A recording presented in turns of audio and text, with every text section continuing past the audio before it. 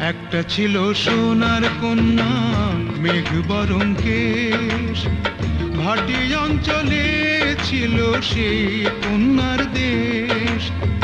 দুই চোখে তারা রেখে মায়া, নদীর জলে পড়লো কন্যার ছায়া।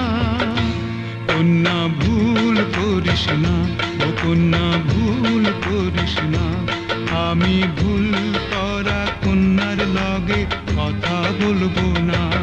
এখন নিজের কথা বলি, নিজের কথা বলতে বলতে নাও দৌড়াইয়া চলি।